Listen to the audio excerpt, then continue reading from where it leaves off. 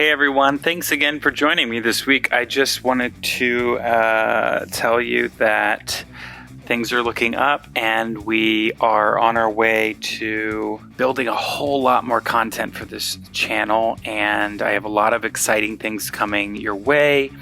Just know we are always stepping up our game and trying to impress you guys, and whenever setbacks like these happen, we take the extra step to try to make it right. So we never want to leave you fully hanging, and we avoid taking any kind of breaks any way we can. So thank you. I hope you guys are surviving out there. I hope you guys are doing well.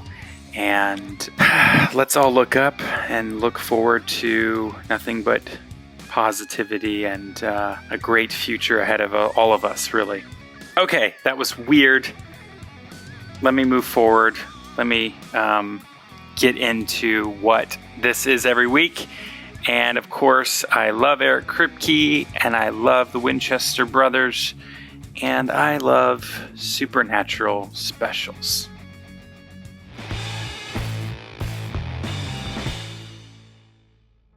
Up next, of course, is clowns are scary as hell. It's true. They are. In fact, yeah.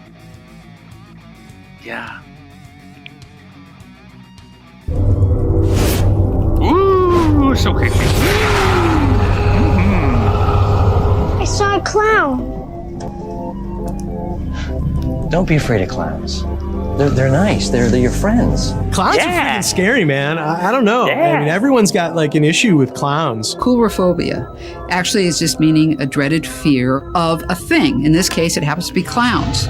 Okay, that then a child or an adolescent or even adults, if they've been traumatized in childhood, want to avoid. I know what you're thinking, Sam. Why did it have to be clowns? Give me a break. You didn't think I remember, did you? I mean, come on, you still bust out crying whenever you see Ronald McDonald on the television. It's so weird, Sam, right?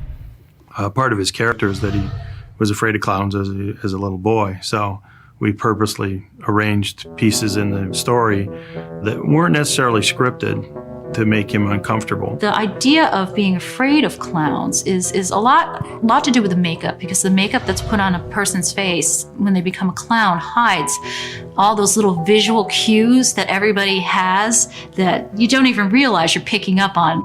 We look at the eyes, we look at the mouth. With a clown face on, people get fearful. People don't know what is really going on. Isn't it weird? It's very disconcerting, and with the clothing that they coloring wear, on your face. You can't read them.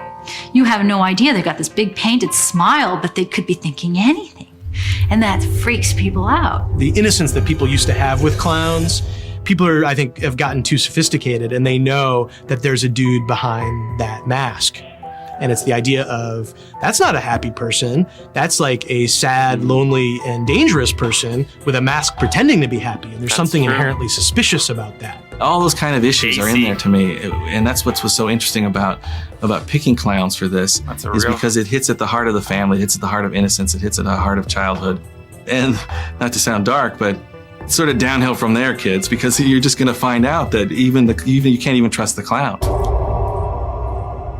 There are several urban legends of phantom clowns. There's one famous one in the Boston area in the 70s. These elementary school kids and junior high kids were reporting that this filthy clown in a white van was trying to grab kids and throw them in his van. And that certain kids were grabbed and that the vans disappeared. And what I heard of that particular story was that there was some speculation, because they could never trace these clowns, that they might actually be ghosts of clowns as opposed to being just kind of very sick people who were after the children. It wasn't real. I mean, the police investigated, there was no such thing, but it was like this crazy scare, this kind of odd mass hysteria that there was these serial killer clowns out there. Yikes. And I love that. I mean, that's friggin' great. When Sam talks about like, oh, there was these phantom clown sightings here, and here, these were the towns where there really was phantom clown hysteria. Of course.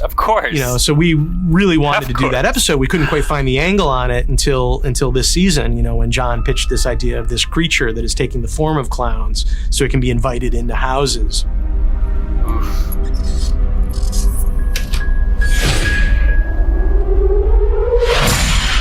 that episode of all the ones I've written has gotten probably the most visceral reaction from people of oh my God, I couldn't watch it.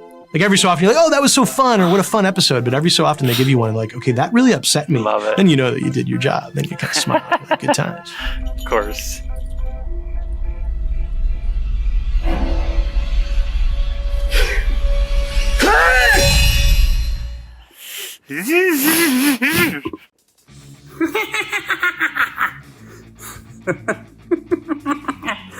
Oh, good gracious. I don't know. There's something really interesting, and I don't know if it dates back to the Joker or what it is.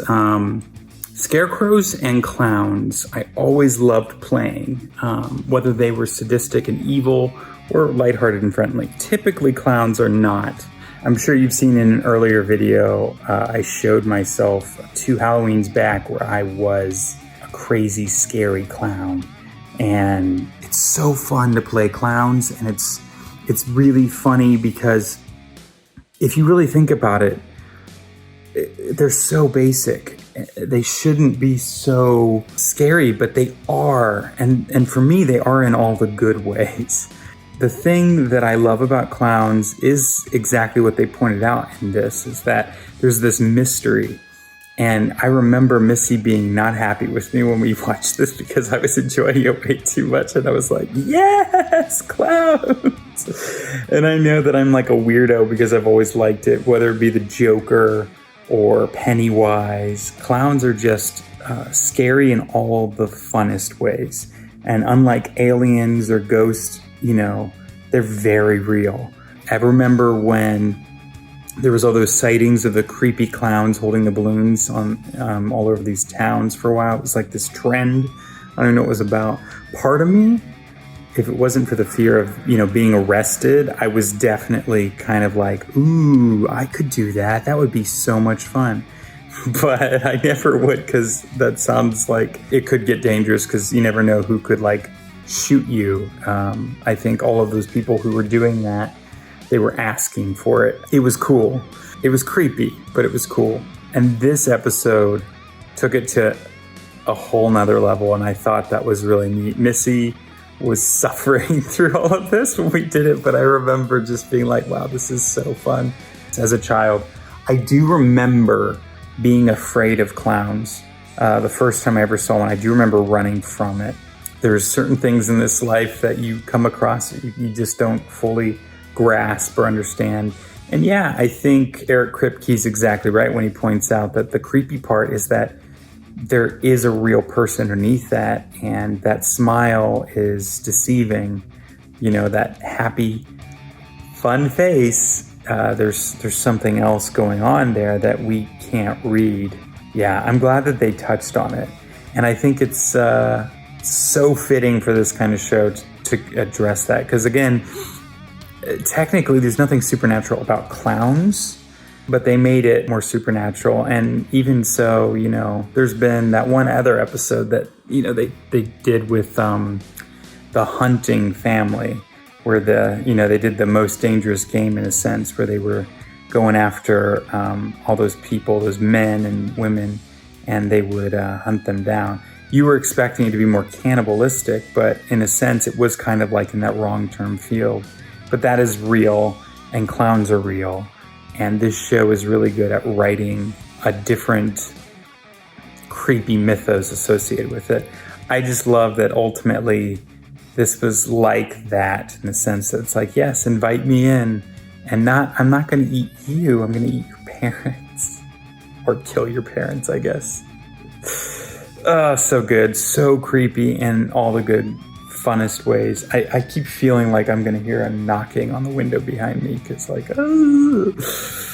yikes. Anyway, as always, this was super naturally.